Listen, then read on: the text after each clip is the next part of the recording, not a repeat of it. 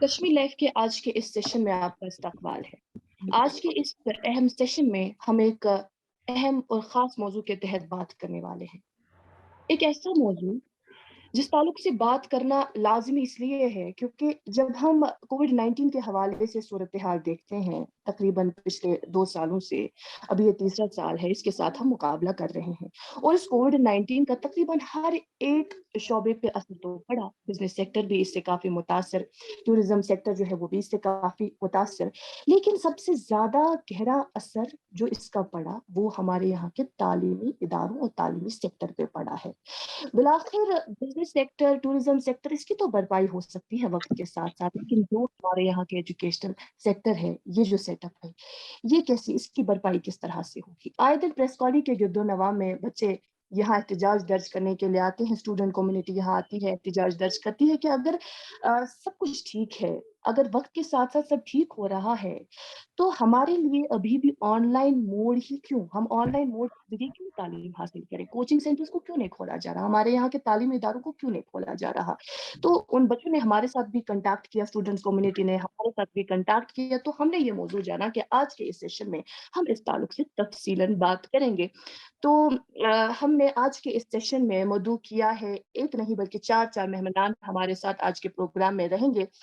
हमारे साथ रहेंगे हामिद मुफ्ती साहब जो प्रेसिडेंट है कोचिंग सेंटर एसोसिएशन कश्मीर के और साथ ही Munir Alam vice president coaching centre association Kashmir, Mubeen Masoodi spokesperson same इदारे के और रियाज माजिद जनरल सेक्रेटरी इसी सेम एसोसिएशन के। आप चारों मेहमानान का बहुत बहुत इस्तकबाल कश्मीर लाइव में। बहुत बहुत शुक्रिया जी। जी वालेकुम सलाम। सबसे पहले हामिद मुफ्ती साहब हम आपकी ओर रुख करेंगे। आपसे हम सबसे पहले ये जानना चाहेंगे जो हमारे यहाँ के कोचिंग सेंटर्स हैं, जितने भी कोचिंग सेंटर्स हैं हमारे यहाँ, हमें सबसे पहले ये बताइएगा कि ये कितना बड़ा सेटअप है और साथ ही ये भी कि हमारे यहाँ कोचिंग सेंटर में इंफ्रास्ट्रक्चर वाइज़ कितना बेहतर है, कितने बच्चे इस वक़्त ज़ेर-ए-तालीम हैं? देखिए, as long as coaching centres are concerned, particularly मैं जम्मू कश्मीर की बात करूंगा। जी। वहां पर आपको ऐसे कोचिंग सेंटर्स दिखेंगे कि जैसे आप कोई 5 स्टार होटल भी देखेंगे ना, किसी 5 स्टार होटल को अगर कंपेयर करेंगे किसी अच्छे कोचिंग सेंटर के साथ, आप बिल्कुल, मैं ये कहना मतलब मैं मुझे नागवारा नहीं है कि आप बिल्कुल वही पाएंगे।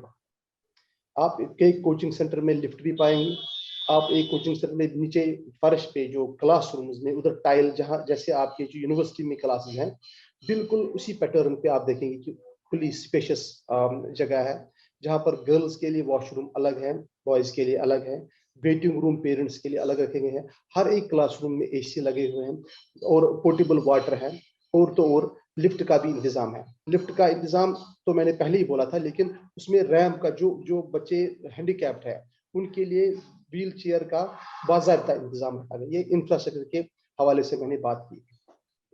दूसरा हुआ, जो आप बोले आप कैसा पढ़ाते हैं, कोचिंग सेंटर्स में कैसा पढ़ाते हैं। देखिए, इसमें तो ये जाहिर सी बात है, कोचिंग सेंटर तभी ऑपरेट कर पाएंगे जब उनके पास क्वालिटी होगी, जब उनके पास best of the best faculty members होंगे।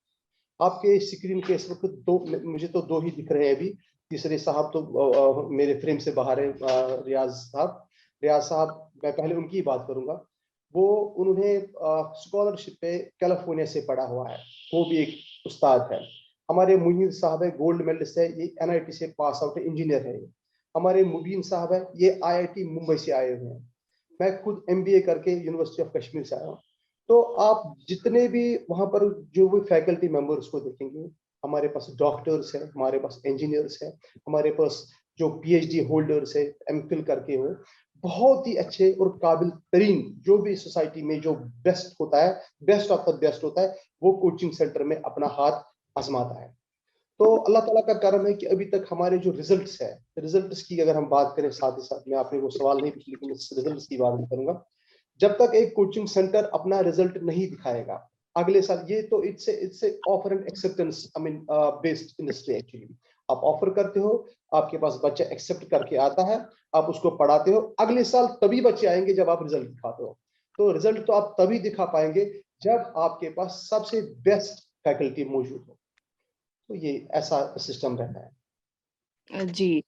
अच्छा, हम अब इस सेशन के ज़रिए से मुनीर आलम साहब की ओर रुख करेंगे, जो कि वाइस प्रेसिडेंट है कोचिंग सेंटर एसोसिएशन कश्मीर के। मुनीर साहब, आपसे हम ये जानना चाहेंगे, चूँकि हम सब जानते हैं कि पहले कोचिंग सेंटर का रुझान उतना नहीं था। हमारे यहाँ उतने कोचिंग सेंटर्स भी नहीं थे, जब हम कश्मीर की बात करते हैं बिलख़ुसूस। लेकिन वक़्त बदलने के साथ-साथ हमने देखा कि कोचिंग सेंटर्स की भरमार है। आज कई सारे कोचिंग सेंटर्स हैं, इससे हम सब इत्तेफ़ाक रखते हैं। आपको क्या लगता है, हमारे यहाँ तालीमी इदारे को देखकर, हमारे यहाँ जितने भी तालीमी इदारे हैं, कोचिंग सेंटर्स की ज़रूरत क्यों आन पड़ी आजकल के इस दौर में?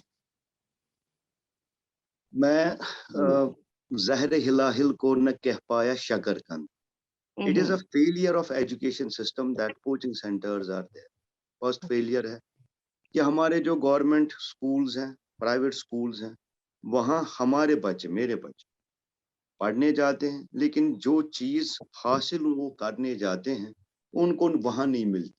उसमें दो बड़े फ्लॉज हैं. गवर्नमेंट और प्राइवेट स्कूल्स की अगर बात करें हम, उनकी सारी गलती नहीं है, क्योंकि जो टॉप ब्रास के टीचर्स, मतलब जो बहुत ही कॉम्पिटेंट टीचर्स हम कहेंगे, वो मिलना इतनी मतलब मैं कहूँगा कि इतनी आसान बात नहीं. तो और ऐसे टीचर्स को सारे प्राइवेट प्राइवेट स्कूल्स हायर नहीं करते, या कुछ इनमें से गवर्नमेंट जॉब्स ऑप्ट नहीं करते हैं. तो एज अ रिजल्ट जहां भी ये पढ़ाते हैं, आप उसका नाम कोचिंग सेंटर रख के, ट्यूशन सेंटर रख के, या इनका घर रख के रखें, तो वहां पे स्टूडेंट्स को ज्यादा सोचना नहीं पड़ता, क्योंकि उनको पता है जहां हम जा रहे हैं वहां हमें कुछ मिल रहा. अगर हम बात करेंगे, जो यहाँ पे हमारे जितने भी कोचिंग सेंटर्स हैं, रिजल्ट ओरिएंटेड है. इन्होंने रिजल्ट्स इतने जबरदस्त दिए हैं कि इतने क्रिटिसिज्म के बावजूद भी, इतनी तनकीद के बावजूद भी, पिछले इतने साल से इन कोचिंग सेंटर्स की ही वजह से हम और मैं बात कर रहे हैं, वरना मुझे लग रहा है कि हम अनपढ़ होते. क्योंकि मैं बहुत टाइम से पढ़ा रहा हूँ. 1989 में जो यहाँ हमारे पंडित भाई निकल गए, किस वजह से वो पॉलिटिकल है, मैं वो डिस्कस नहीं करूंगा. तो अगर उन दिनों प्राइवेट ट्यूशंस नहीं होते, हम जिस टर्मोइल में यहाँ फंसे हुए थे, शायद मुझ जैसे लोग अनपढ़ होते. अब उन प्राइवेट ट्यूशंस को एक बड़ी स्केल पे कोचिंग सेंटर्स आप नाम दीजिए. तब हम मोहल्ले में किसी प्राइवेट टीचर के पास जाते थे. मैंने अपना 11, 12 और जो एंट्रेंस मेरा था, जिससे मैंने NIT क्वालिफाई किया, मैंने स्कूल में नहीं किया है. और मेरे जो बाकी फ्रेंड्स थे, हम प्राइवेट एलीट प्राइवेट स्कूल्स में पढ़ते थे, और कुछ बहुत जबरदस्त गवर्नमेंट स्कूल में पढ़ते थे. लेकिन हड़ताल, कर्फ्यू, बाकी चीजों की वजह से हमारे पास दूसरा कोई मौका ही नहीं था, दूसरी कोई मतलब हमारे पास अपॉर्चुनिटी ही नहीं थी पढ़ने की. इसीलिए मैं बहुत टाइम से लगातार ये दुहार दे रहा हूँ, ये दुहाई दे रहा हूँ कि एजुकेशन को एसेंशियल सिस्टम में लाइए.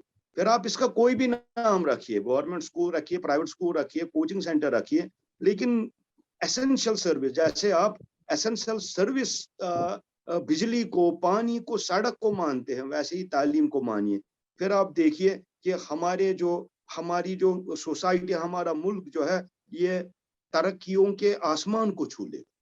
बिल्कुल सही बजा फरमाना है आपने. I'm sorry मैम, थोड़ा सा मैं ऐड करना चाहूंगा जो मुनीर साहब. मैं भी आप ही की ओर आ रही थी. Actually, I wanted to add something to this point. The question that you asked right now, that why coaching centers? इनकी जरूरत क्या है? मैं आपको एक अपना एक्सपीरियंस बताता हूँ. अभी जब मैं USA में था, that was in 2007. I was at University of California, Los Angeles, and I would share with you. University of California, जब आप कैंपस से बाहर निकलते हैं, वहाँ एक छोटी सी मार्केट है, और वहाँ मार्केट में दुकानें हैं. यू विल सी इट कि वहाँ दुकानों में जो दुकान जैसे होती है, यहाँ शटर लगा होता है और वो शीशे का कवरिंग लगा होता है, ऐसे ही वहाँ पर बाहर दुकानों में क्लासेस चलती है. I am talking of 2007 and I am talking of university of California, Los Angeles. तो वहाँ पर भी क्लासेस के बाद वो कोचिंग क्लासेस यूनिवर्सिटी के बिल्कुल गेट के बाहर लगती थी. द पॉइंट इज कि कंपटीशन अभी इतना ज्यादा बढ़ गया है that everybody needs and wants something extra. ऐसा नहीं, हमारे स्कूल भी अच्छा पढ़ाते हैं, whether private, everybody is putting in his bet, everybody is putting in good efforts. But the thing is that the level of the competition has raised so high that everybody wants to get that extra edge in order not to lag behind but to move ahead, march ahead with the rest. You want to get your own share of success, and everybody should, everybody must. So you put in your best efforts. आज की date में, now आज की date में online education की बात हो रही है. आज की डेट में I teach students across the globe. I teach students from America, from Australia, from England, from New Zealand, from Singapore, from Middle East and many other countries. और जबकि वहाँ के स्कूल खुले हुए हैं डिस्पाइट कोविड. हालांकि वहाँ पर जो आपको सबको पता है कि वहाँ जो मैग्नीट्यूड था कोविड का, that was much higher, the deaths, the mortality was much higher. But despite that वहाँ के स्कूल, क्योंकि मैं पिछले 1-1.5 साल से उनके साथ काम कर रहा हूँ, वहाँ पर ऑनलाइन चलाता हूँ हर रोज. अभी जब आपने हमारा प्रोग्राम शुरू हुआ तो I had to cut short a session and I had started my session at 5 in the morning. Anyway, so I have been taking continuous classes. Their schools are functional, but still they are availing this coaching. Now, if it is not offline, now they are enjoying it online. So this extra edge, you want an extra edge. The relevance of the coaching is because of the competitive level that has gone so high. So everybody would like to have something additional. School के जो अपने उनके pressures होते हैं, उनके अपने compulsions होते हैं. So whether they are able to cater to this, क्योंकि कॉम्पिटिटिव एग्जामिनेशन जो होता है वो अलग किस्म का होता है. इट्स नॉट द ट्रेडिशनल और the conventional examination that you write in the school. Competitive exam, and it demands a different kind of training and coaching, right? So that is the relevance of coaching centers. It is everywhere. It's not in Kashmir only. It's a universal phenomena, and it's something wonderful that prepares the students, you know, much stronger than usually they will do. I suppose that's the reason why the coaching centers are there. Okay fine. Mubeen Masoodi भी हमारे साथ जुड़े हुए हैं, spokesperson CCA Kashmir. Mubeen, हम आपसे ये जानना चाहेंगे, कोविड-19 की वबाई सूरत हाल पर जब हम नज़र दौड़ाते हैं, जिस तरह से मैं अर्ज कर रही थी आगाज़ में भी कि तकरीबन हर एक शोबा इससे बुरी तरह से मुतासर रहा, वही हमारा जो एजुकेशनल सेक्टर है इस पे भी काफ़ी मुज़र असरात इस पे मुरतब हुए. आपसे ये जानना चाहेंगे, जब हम ऑनलाइन क्लासेस के हवाले से बात करते हैं, गवर्नमेंट तो ये कह रही है कि ऑनलाइन मोड के ज़रिए से बच्चे घर बैठे तालीम हासिल करें, ताकि जब तक इस वबा से हमें नजात न मिले, अभी वी डोंट नो हम आगे किस फेज़ में जाएँ, कौन-सा नया वेरिएंट अभी सामने देखने को मिले। लेकिन क्या आपको लगता है ऑनलाइन मोड के ज़रिए से कंटिन्यूअसली जो पढ़ाई हो रही है, इससे आगे आने वाला फ्यूचर किस तरह से मुतासिर होगा? उस ताल्लुक से ज़रा हमें वज़ाहतन बताएँ। जैसे ऑनलाइन एजुकेशन के रिगार्ड में, जैसे ऑनलाइन एजुकेशन एक अच्छा तरीका है एज एन इमरजेंसी मेजर. जब 2020 में हमको समझ नहीं आ रहा था क्या करना चाहिए, it was better than nothing. अगर कुछ भी नहीं है तो ठीक है, ऑनलाइन एजुकेशन बेटर है. लेकिन अगर हमारे पास अभी नॉलेज है, हमारे पास मास्क की सप्लाई है, हमारे पास बच्चे हैं जो वैक्सीनेटेड है, तो इट इज़ बेटर कि हम जो बच्चे ऑफलाइन में कंफर्टेबल हैं उनको ऑफलाइन में ही पढ़ाएं. बिकॉज बहुत सारी चीज़ें जो हम ध्यान में नहीं रखते विद रिगार्ड टू, लाइक मेरे ही बहुत स्टूडेंट्स हैं. इनफैक्ट गवर्नमेंट, जैसे कश्मीर में जितने भी कोचिंग इंस्टीट्यूट्स हैं वो 10% स्टूडेंट्स को फ्री ऑफ कॉस्ट पढ़ाते हैं, वो are from below poverty lines. And हम एक्सपेक्ट नहीं कर सकते कि उन सबके पास सोफिस्टिकेटेड स्मार्टफोन्स है. हम एक्सपेक्ट नहीं कर सकते कि अगर उनके पास स्मार्टफोन है भी, चलिए आजकल तो बहुत लोगों के पास होता है, तो उनके घर इतना बड़ा घर है कि उनको घर पे शांति मिल जाएगी कि वो आसानी से लेक्चर्स हमारे सुन सके. सब जितने भी कोचिंग इंस्टीट्यूट्स है, एजुकेशनल इंस्टीट्यूट्स है, नो डाउट वो सब ऑनलाइन पढ़ा रहे हैं, लेकिन जो एक्सेस टू एजुकेशन है वो अभी सबको नहीं मिल रहा है. बहुत कम छोटा परसेंटेज बच्चे हैं जिनके पास इंटरनेट भी सही है, डिवाइस भी सही है, और फिर घर पे एक अलग से प्राइवेसी भी है कमरे, जो ये सारे फैक्टर्स है. तो इसलिए मेजॉरिटी ऑफ द स्टूडेंट्स है उनका बहुत नुकसान हो रहा है. और जब हम इसको ओवर अ टाइम ऐड करते रहते हैं तो नुकसान जो है वो कंपाउंड होता रहता है. बिकॉज बहुत ही क्रिटिकल, जैसे रियाज साहब भी बोल रहे थे, बहुत क्रिटिकल एग्जाम्स आने वाले हैं, चाहे वो GMAT हुआ, चाहे किसी को US जाके पढ़ना है, SAT एग्जाम देना हुआ, या IIT JEE NEET, ये सारे एग्जाम्स देने हो. तो जो स्टूडेंट्स के पास रिसोर्सेज कम है उनके डिसएडवांटेज बढ़ रहा है. एजुकेशन का one of the reason of education is social mobility. लोग पढ़ाई करें, अपनी ज़िंदगी में आगे बढ़े, अपनी फैमिलीज को अपलिफ्ट करें.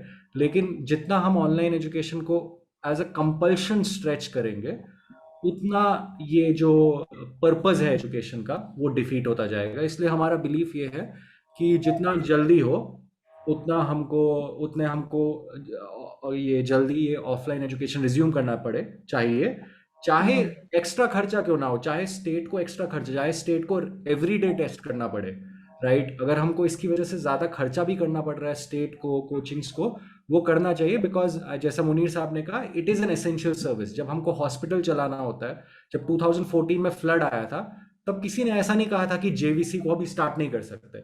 पूरे एफर्ट लगाए गए कि जेवीसी हॉस्पिटल जो है वो स्टार्ट हो जाए, बिकॉज एसेंशियल सर्विस है। वैसे ही अभी भी हम आपको पूरे एफर्ट, पूरे रिसोर्सेज, पूरा पॉलिसी, पूरा प्रायोरिटी इसकी ओर डेवलप करना चाहिए कि स्कूल्स जो है, चाहे वो गवर्नमेंट स्कूल्स हो, प्राइवेट स्कूल्स हो, कॉलेजेस हो, कोचिंग इंस्टीट्यूट्स हो, जो भी हो, वो रिज्यूम हो जाए और जो क्रिटिकल नेसेसिटी है एजुकेशनल ट्रेनिंग, वो बच्चे रिसीव करें। जी हमीद साहब, आपसे हम ये जानना चाहेंगे, जब भी कोचिंग इंस्टीट्यूशंस के जो जिम्मेदार है, जब भी वो इस ताल्लुक से बात करते हैं कि एजुकेशन सेक्टर जो है वो ये बहाल होना चाहिए, एजुकेशन हमारी बहाल होनी चाहिए, ऑफलाइन क्लासेस बहाल होनी चाहिए, या जब भी हम देखते हैं स्टूडेंट कम्युनिटी यहाँ प्रेस कॉलोनी के गिरदोनवा में आते हैं, अपना एहतजाज दर्ज करते हैं कि हम भी चाहते हैं कि कोचिंग सेंटर्स खुले, तो कहीं ना कहीं से ये नोशन जरूर सामने आता है कि ये जो है बिजनेस, इनको दरअसल अपना बिजनेस याद आ रहा है, तो इस वजह से ऐसी बात हो रही है। आप इस पे क्या पॉइंट रखना चाहेंगे? शायद ये सवाल मेरे लिए है। जी जी जी, हाँ, मैंने आप ही नाम लिया। अच्छा, मैंने सुना नहीं, आई एम सॉरी। तो एक्चुअली ये दो चीजें हैं। हम्म, बिजनेस आपने बोला, बिजनेस के बारे में मैं बाद में बात करूंगा। जी पहली बात तो है राइट टू एजुकेशन। हम्म, देखिए, आप बच्चे को उसका हक नहीं छीन सकते हैं। उसको पहले पहले तो उसका हक ये भी है कि वो प्रोटेस्ट करे, वो भी उसका हक है। दूसरा हक ये है कि वो एजुकेशन के लिए प्रोटेस्ट करे, अपनी एजुकेशन के लिए प्रोटेस्ट करे। उसका वो हक भी कोई नहीं छीन सकता है। अच्छा, दूसरी बात आपने कही कि लोग इसको बिजनेस पॉइंट ऑफ व्यू देखते हैं। तो हम्म, अगर मैंने एक इंटरव्यू में हाल ही में बोला था कि किसी डीसी साहब ने मुझे एक बार बोला था, भाई आप बिजनेस करते हो। मेरे लिए उसका जवाब ही, माकूल जवाब ही नहीं था। मैं I was depressed by his question actually. पता ही नहीं चला कि मैं क्या बोलूं इसको। लेकिन फिर बाद में पता चला कि बिजनेस, आप भी सिर्फ इंटरव्यू करें, आप भी एक बिजनेस करें मैम। अगर कोई भी बंदा अपनी सर्विस पैसे के लिए, पैसे के इवज में भेजता है, देता है, तो इसका मतलब ही इज डूइंग बिजनेस। अगर कोई डॉक्टर साहब आपको देखता है या हॉस्पिटल में देखता है, गवर्नमेंट उसको पे करती है, दैट इज बिजनेस। अगर ओके, कोई सर्विस देता है और वापस कुछ नहीं लेता है, वो बिजनेस नहीं करता है। आप समझ गए मेरी बात? तो नबी पाक सल्लल्लाहु अलैहि वसल्लम ने फरमाया कि an honest businessman will enter with me in heaven like this. आप बोलिए कि आप बिजनेस करते हो, हम बोलेंगे जी हम करते हैं। लेकिन आप बोलिए आप अच्छा बिजनेस करते हैं कि गलत बिजनेस करते हैं, हम बोलेंगे जी हम अच्छा बिजनेस करते हैं इंशाल्लाह। ओके, हम अच्छा बिजनेस इसलिए करते हैं कि हम इसको सिर्फ बिजनेस की नजर से नहीं देखते हैं।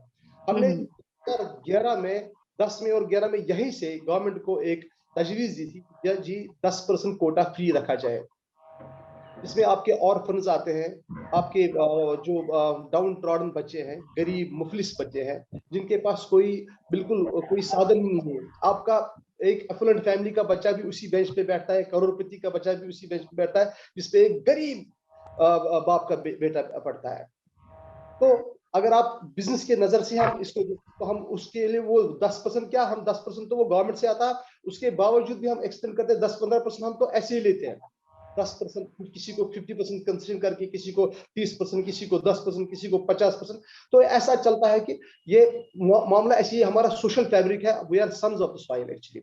हम ये खाली बिजनेस की नजर से नहीं देखते हैं। बिजनेस तो है ही, हमारा जो घर है, हमारी ब्रेड एंड बटर इसी पे चलती है। लेकिन हम इंशाल्लाह हम चाहते हैं कि हलाल तरीके से ये कमाई करें, हलाल तरीके से करें, ताकि ये जो बच्चे हमारे हैं आज पढ़ेंगे, वो इल्म नाफिया है। अगर आप किसी को इल्म, कोई नफा देने वाली इल्म से नवाजेंगे, जब तक वो उससे कमाई करता है तब तक आपको सवाब दारैन है। तो मेरे ख्याल से इसमें कोई ये गलत बात नहीं है कि हम बिजनेस करते हैं। हम बिजनेस करते हैं माशाल्लाह अल्हम्दुलिल्लाह, लेकिन हम अच्छा बिजनेस करते हैं। जी हमें मेरे पास कुछ और भी ऑप्शन थे, मैं कर सकता था कुछ और, जहां पर इससे भी बहुत ज्यादा पैसा, लेकिन उसमें वो सेटिस्फेक्शन नहीं है। मैं आज बीज बोता हूँ, मैं आज पौधा लगाता हूँ, 1 साल के बाद उस पौधे में फूल भी निकलते हैं और फल भी निकलते हैं। तो उसमें मुझे ज्यादा तस्कीन होता है, सेटिस्फेक्शन होती है अल्हम्दुलिल्लाह। बहुत बहुत अच्छी बात कही आपने कि बच्चे को तालीम के जेवर से आरास्ता करना, इससे बड़ी बात क्या हो सकती है हमारे समाज के लिए, हमारे मुआशरे के लिए।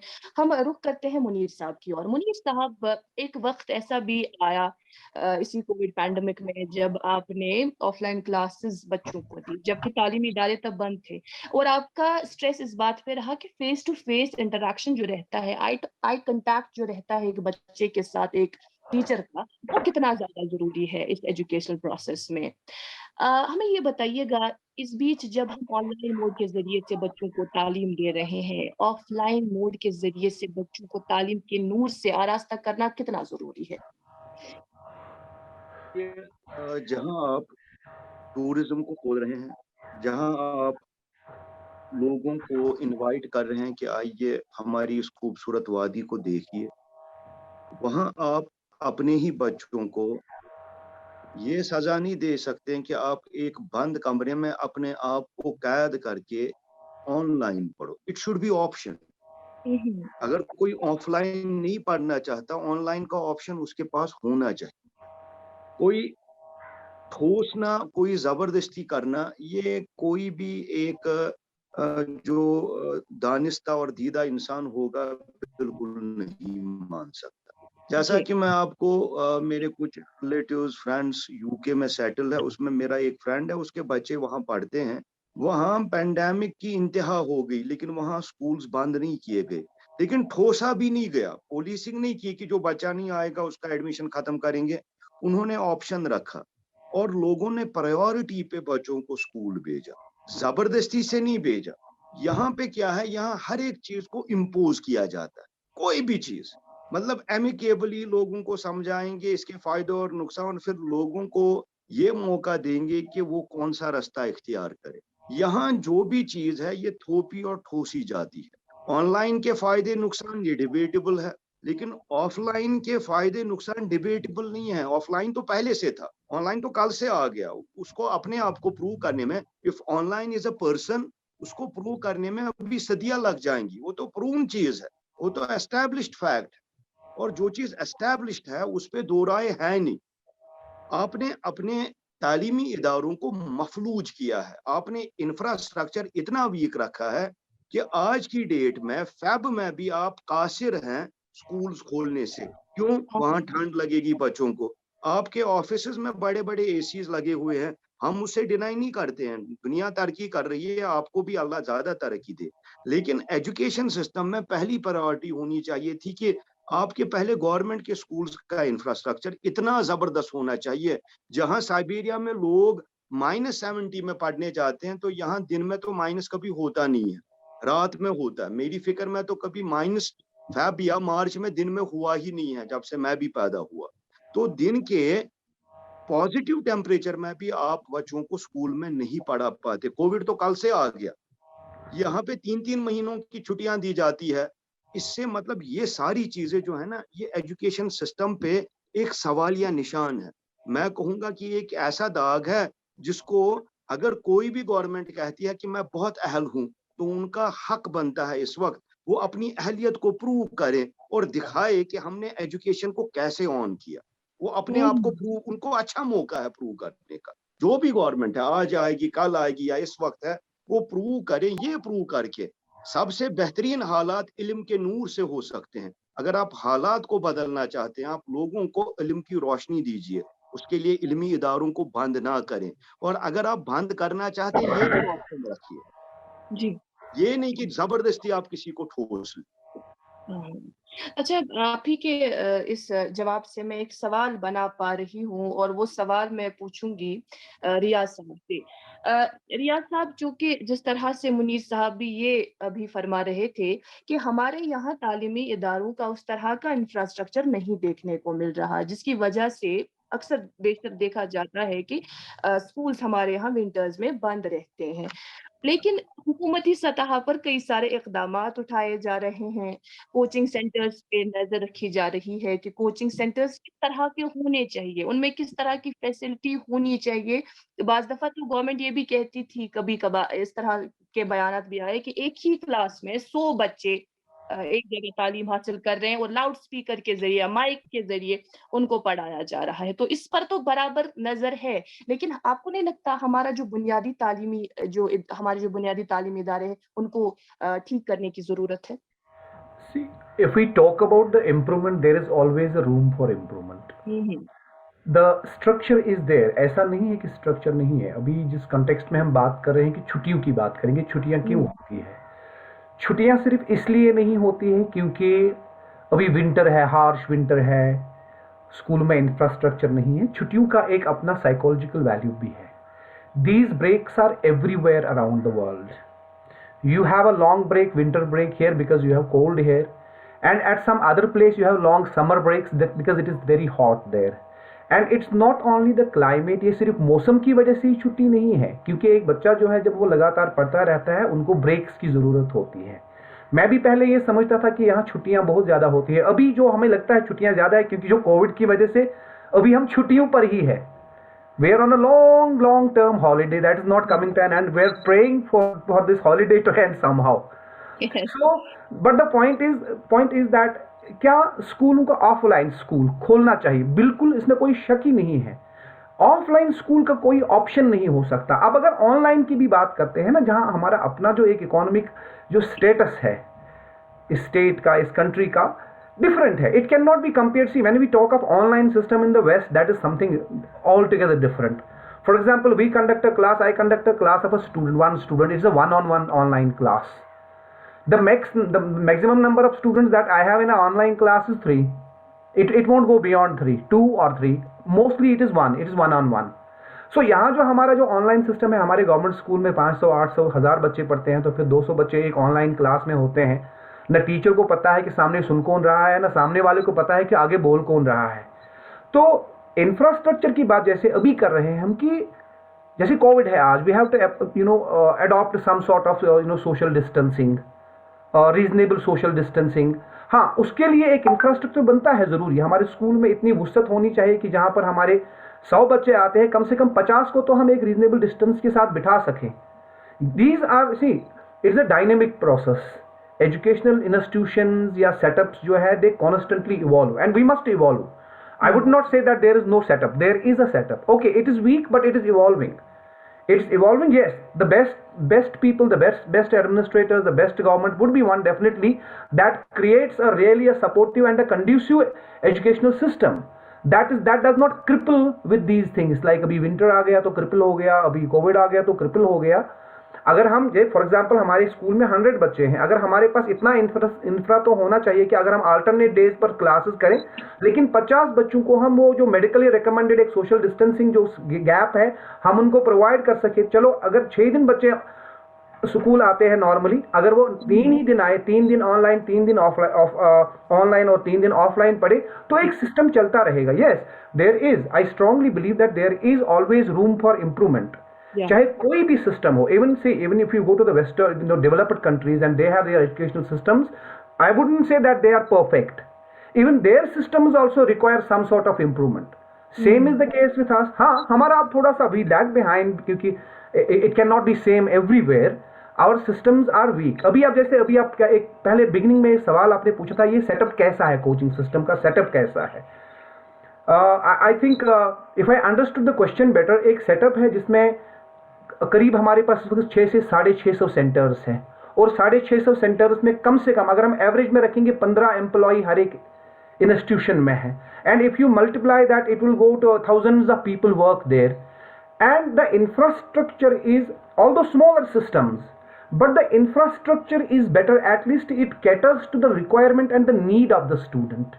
अभी हमारे कोचिंग सेंटर्स ऐसे हैं जहां पर अगर 500 बच्चे हैं, 1000 बच्चे हैं, 2000 बच्चे हैं, उनके पास इतना स्पेस, इतना अरेंजमेंट तो है कि वो अल्टरनेट डेज पर आधे बच्चों को पढ़ा सकते हैं.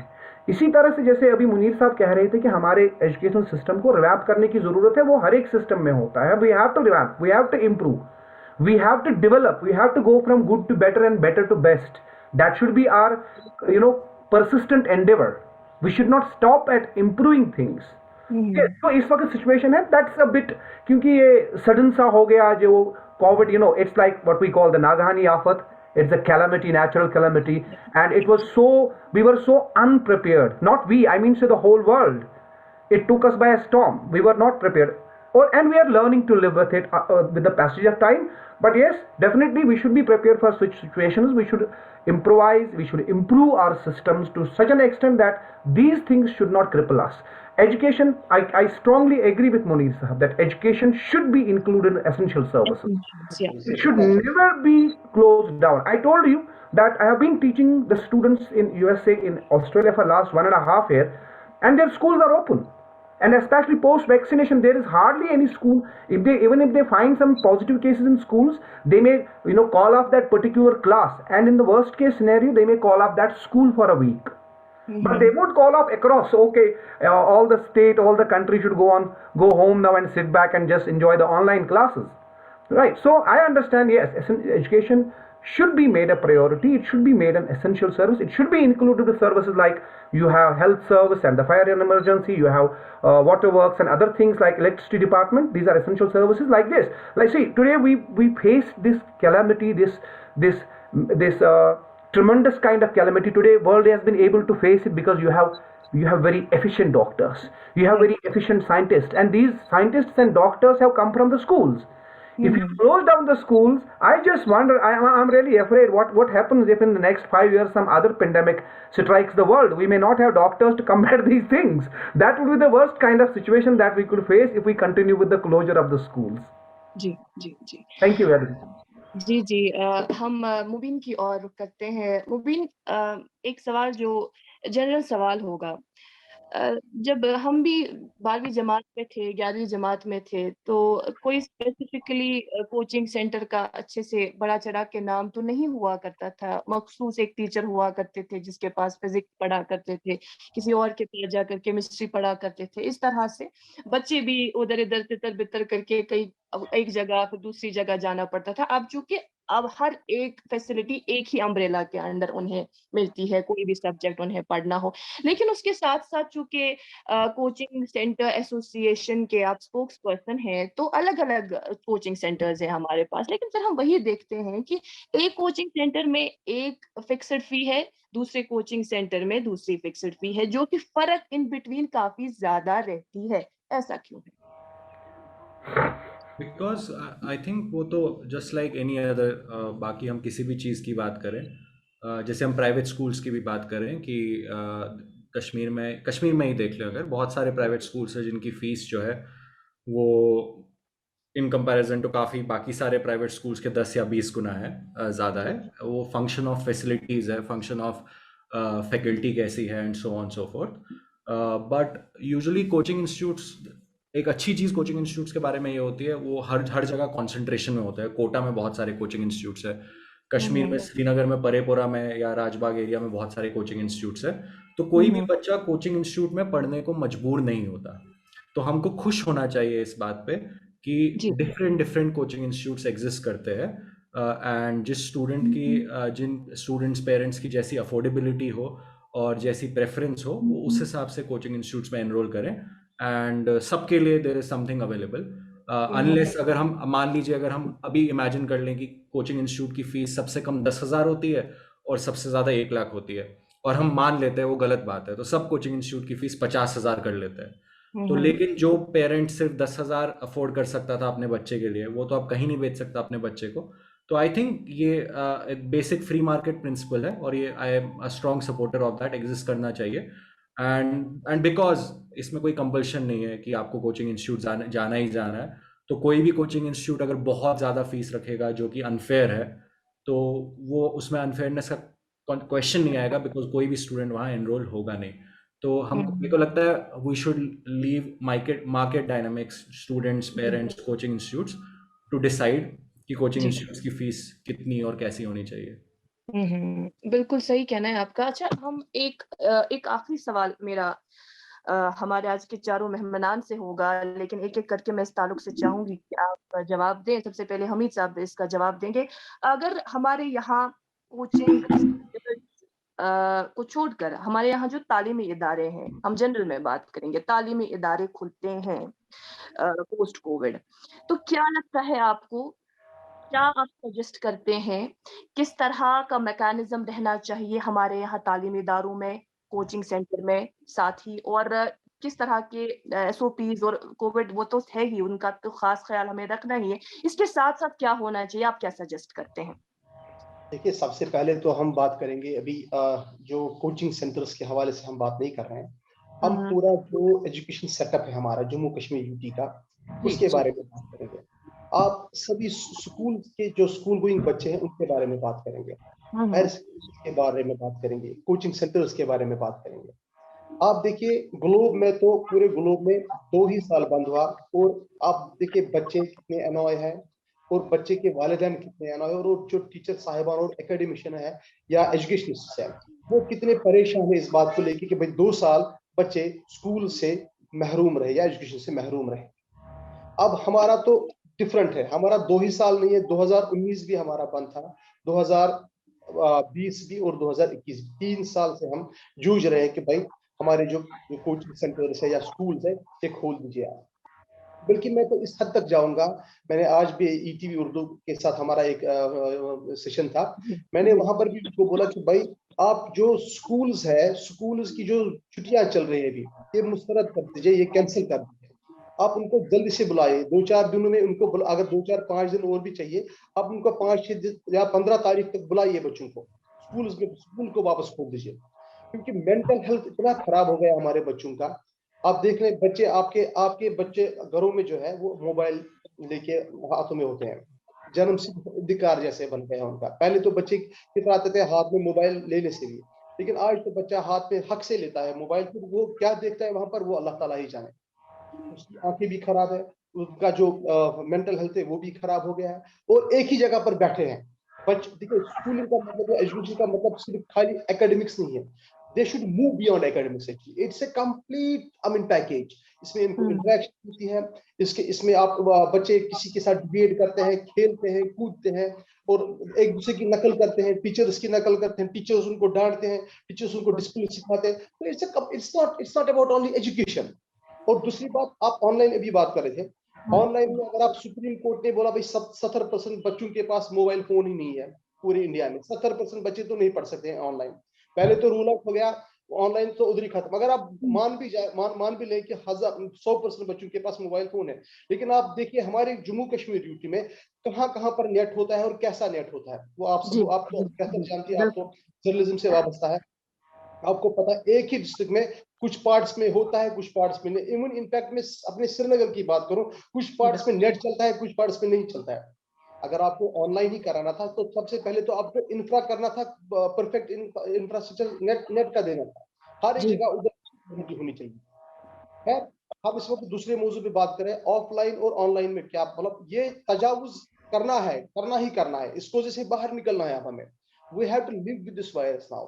हाउ लॉन्ग कि मैम, हम आपको बताएंगे कि पहले तो इबोला था, इबोला के बाद आ गया सार्स, सार्स के बाद आ गया आपका क्या नाम है इसका, कोविड, कोविड के बाद आपका ओमिक्रॉन आ गया, ओमिक्रॉन के बाद आएगा कोई और वायरस आएगा, तो उसका मतलब ये हम अगले साल भी बंद करेंगे, उसके बाद म्यूटेट करके कोई और वायरस आएगा, उसका क्या ये मतलब हम ले लेके भी बंद कर लें?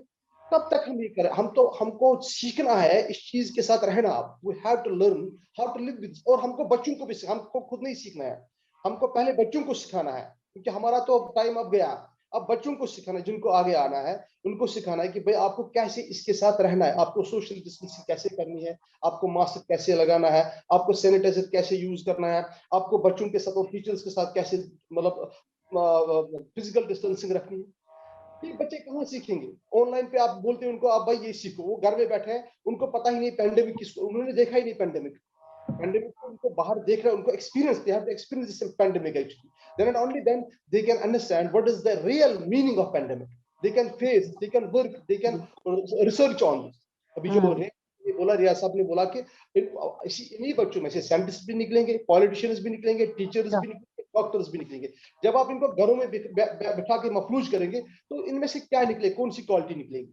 बिल्कुल बिल्कुल। ये हम गवर्नमेंट से एक बार फिर इल्तिजा करते हैं, रिक्वेस्ट करते हैं, ये 2-3 दिन में ही खोल दें, ताकि ये ज्यादा लेट नहीं होना चाहिए।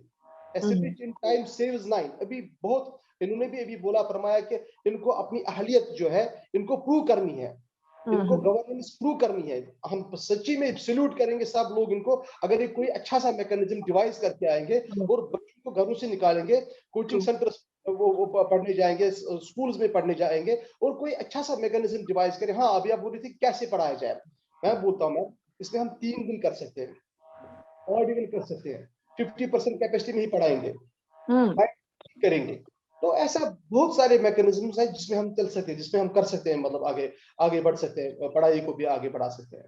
जी, हमीद साहब, आपके बाद हम रुख करेंगे मुनीर साहब की ओर, और यही सेम सवाल होगा जो मुनीर साहब आप अपना पॉइंट ऑफ व्यू सामने रखेंगे ताकि ये बात जो है मुंतज़मीन तक पहुँच सके। एक बड़ी ओल्ड सेइंग है, ओल्ड एडिज है, when there is a will there is a way. मोहब्बत तुमको अंदाज़े मोहब्बत खुद सिखा देगी, वल्लज़ीन जाहदू फीना लनहदियनहुम सुबुलना। सूरह अनकबूत की आखिरी आयत। जब आपको किसी चीज की चाहत होगी ना, तो आपको रास्ते खुद मिल जाएंगे। आप स्कूल खोलें, आप तालीमी इदारे खोलें, आपको रास्ते खुद मिल जाएंगे।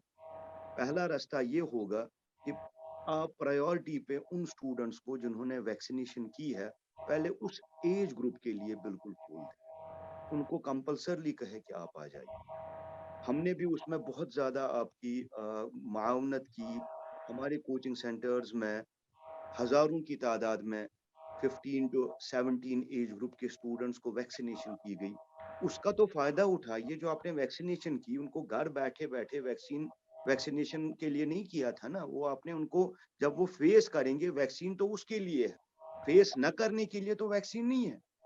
या तो आप अपने वैक्सीन पे भरोसा जो कर रहे हैं, उस भरोसे को प्रूव कीजिए। जो आपने प्लानिंग की थी, उस पे भरोसा है तो उसको प्रूव कीजिए। तो आपको अपना मेटल प्रूव करना है। It is a high time. अगर आप इस वक्त प्रूव नहीं करेंगे तो फिर तो आप जो कर रहे थे वो तो जुमले थे, वो तो जबानी जमा खर्ची थी, वो तो आयो आज था, लोगों को चुप कराने के लिए था। और इतना ही नहीं, जैसा कि हामिद साहब ने कहा कि ऑड इवन कर सकते हैं। बहुत सारी चीज करने, इनको सबको पता है कि करना क्या है, लेकिन करना है, न करना नहीं है। सबको पता, छोटे बच्चे को भी बोलेंगे ना, वो भी आपको प्लानिंग करके देगा, बहुत अच्छी प्लानिंग करके देगा। लेकिन at the end of the day it is you who has to impose, and you have to impose that. जी, रियाज साहब क्या कहना चाहेंगे? क्या इसमें ऐड करना चाहेंगे? Well, ma'am, I'm a thorough optimist.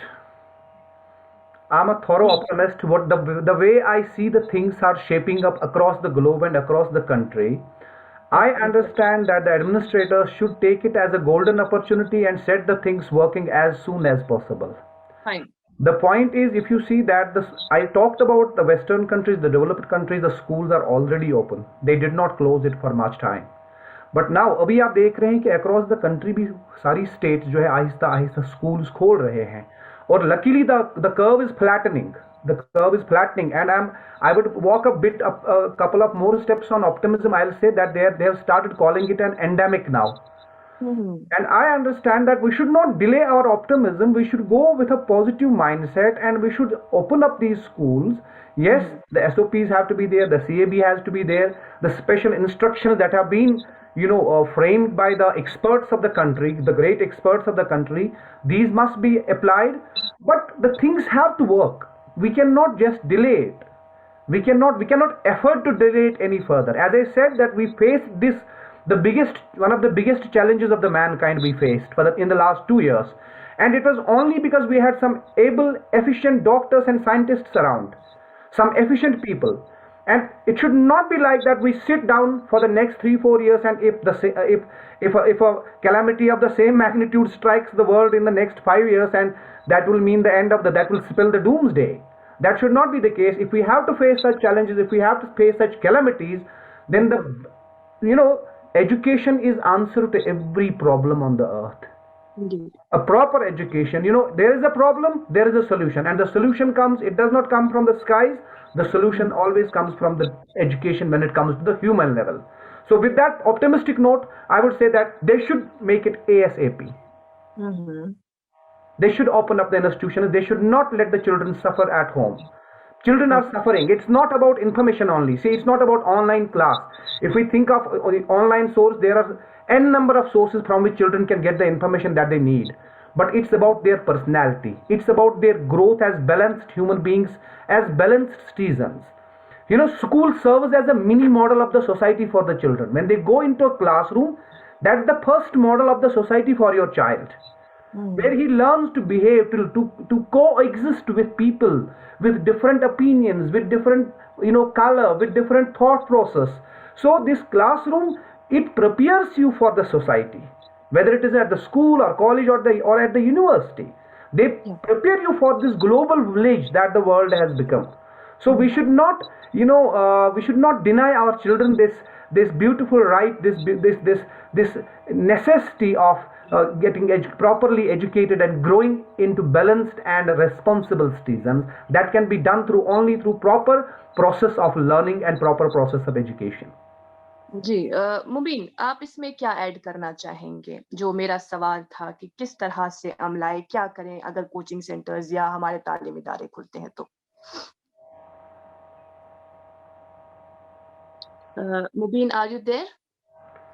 I think he's got disconnected perhaps. Okay तो मेरे ख्याल से इस सेशन को हम कंक्लूड करते हैं। काफी अच्छा सेशन रहा और इस ताल्लुक से आप सभी मेंबर्स ने अपनी राय जो है सामने रखी कि जो हमारे तालीमी इदारे हैं उनका खुलना कितना ज़रूरी है और इसको एसेंशियल्स में शामिल करना वो एक अच्छा पॉइंट है जो इस आज के सेशन में आगे ज़रूर जाएगा। खैर, हम तो यही उम्मीद करते हैं कि आने वाले दिनों में तालीमी इदारे हमारे जल्द से जल्द खुलें और हमारे बच्चे जो है वो तालीमी इदारों की ओर रुख करें। Thank you so much for being with us. Thank you so much. Thanks a lot. Thank you so much, ma'am. Thank you. Thank you. Allah